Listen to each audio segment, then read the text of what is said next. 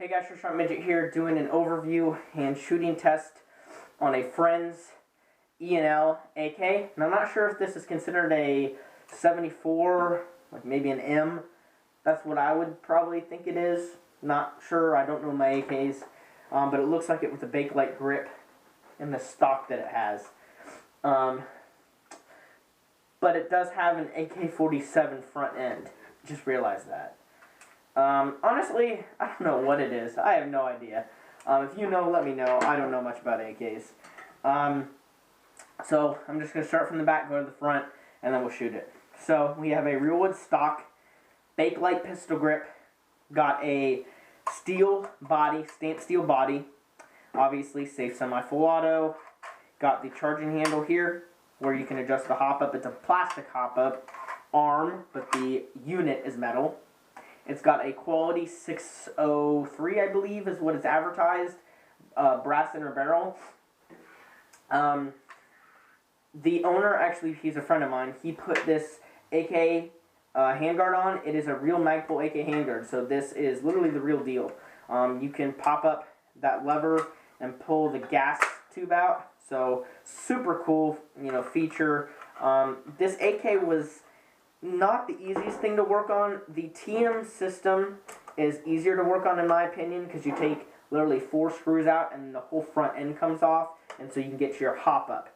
This was such a pain to get to the hop up. You have to take the top handguard off, bottom handguard off, and then there's these 2 screws underneath here that you have to take off. So you have to use an Allen wrench and you have to just do super short turns because you can't do it from the top and unscrew it like that. So you have to keep putting it in there, and there's 2 of them. And then the whole barrel assembly comes off to get to the hop up. So a huge pain just for that. What else? The letters or numbers, sorry, those aren't letters, those are numbers, are filled in so you can see them. It's got a full steel front end, everything's steel up here. There is he just bought this off of my brother. It's a JBU QD suppressor. So there's the flash hider, which is sick if you ask me. And then you can put the suppressor on there. And it makes it maybe a little bit quieter. It also doubles as an amplifier if you take the tip out of it. So pretty cool. We'll shoot it with the tip and without it. With the suppressor and without it.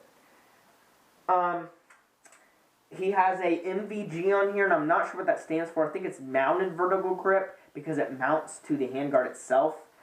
It's nice that the handguard is super comfortable to hold. It's kind of a heavy gun though, but it is made of steel. And I think this right here, I think this knob is for a bipod, but I might be wrong.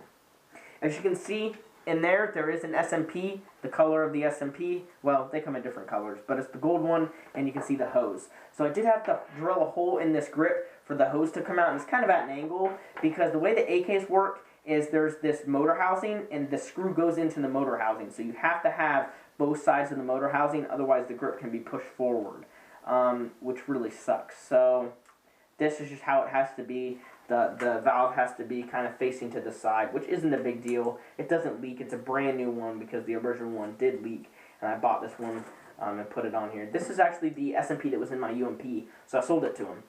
I gave him the battery too, so there's a battery up in here and a brand new valve.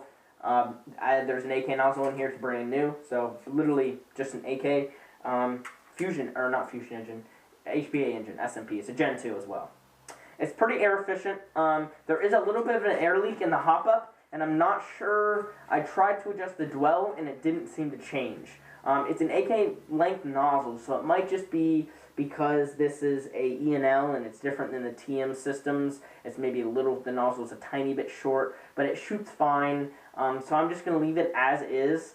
We'll see. It shoots very, very consistently, but there's an occasional double feed, and you'll see that when I shoot it. I'll chrono it too, but last time I chronoed it, it was literally 303 4 times in a row. It's super consistent.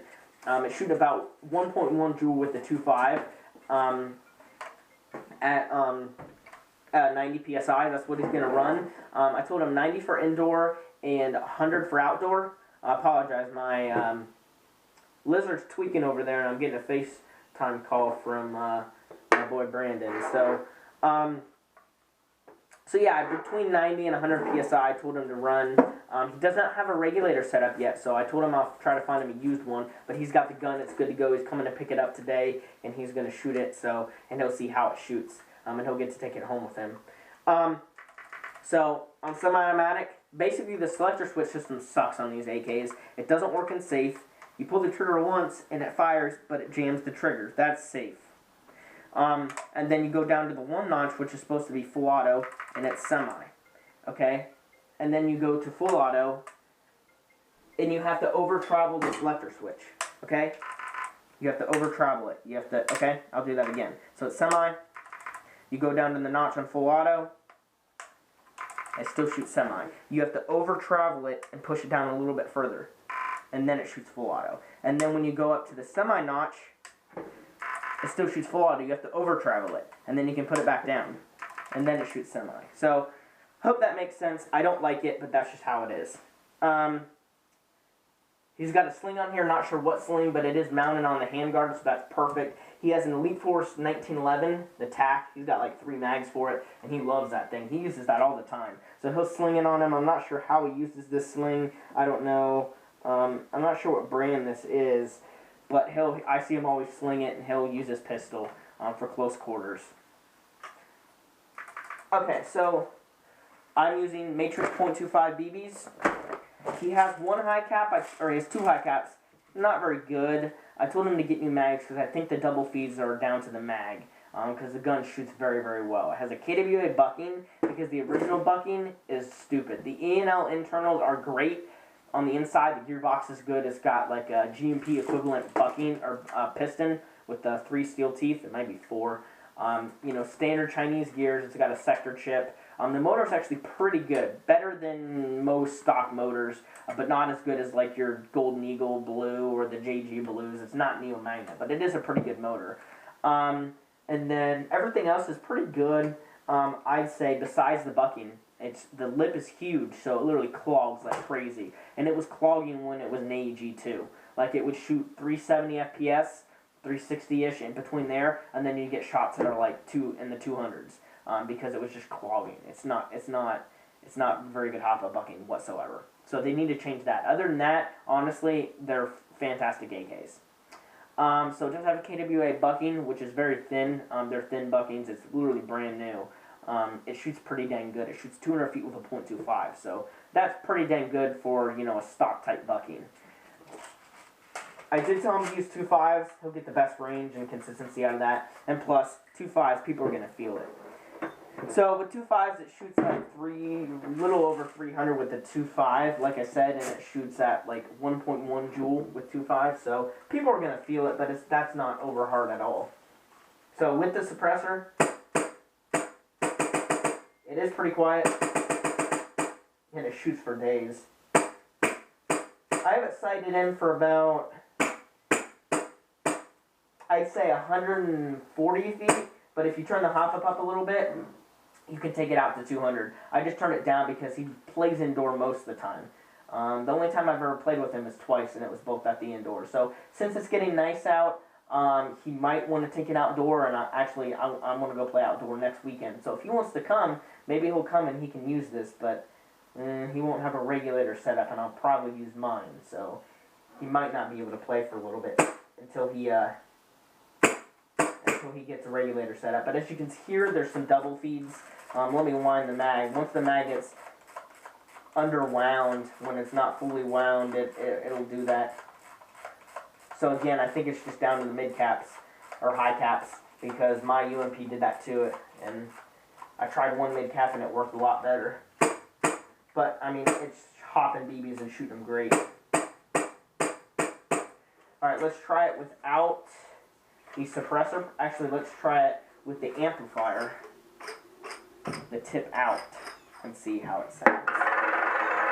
Okay. Oh. It's actually pretty cool. Cool. That's nice. So he did buy my SMP, if I didn't say that already.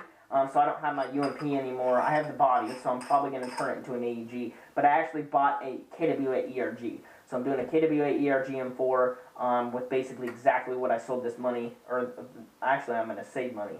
I'm going to have about $50 in savings when I bought an ERG used and am upgrading it, and I'm still going to have about $50 left over from what I sold this for. So awesome. Yeah. I will be turning my UMP into an AEG eventually, but it might be a while. Well, that sounds nice too.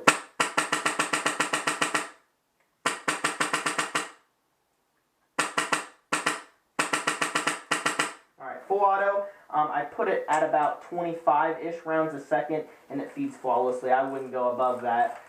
He's not much of a full auto user. But compared to his E&L gearbox, with the 9.6, it shot like 20, maybe.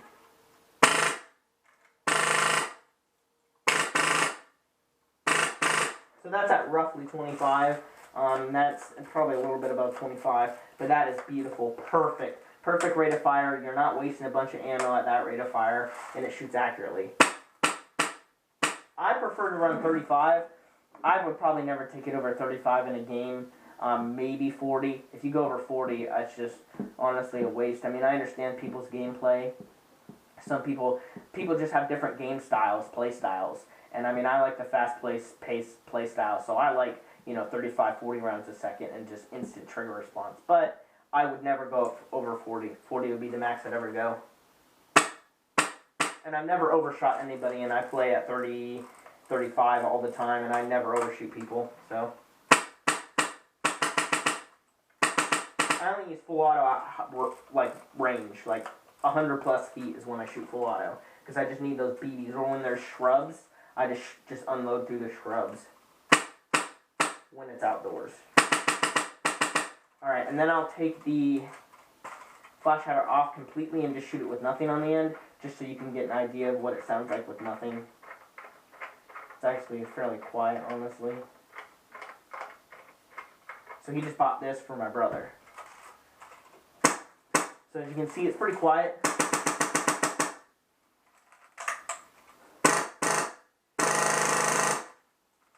So, pretty dang good performance. He's going to be super excited. It's his first HPA gun. In fact, this was his first second airsoft gun. He had a sniper, but he's going to be really excited. Now he just needs to spend about $150 on a regulator and then like 2 tanks. Actually, probably up to $200. For 2 tanks, a regulator, and 2 air passes for both. He lives local to me, which is local to the paintball shop that I get my tanks filled at, so he can fill them there. He probably lives 10 minutes away from there.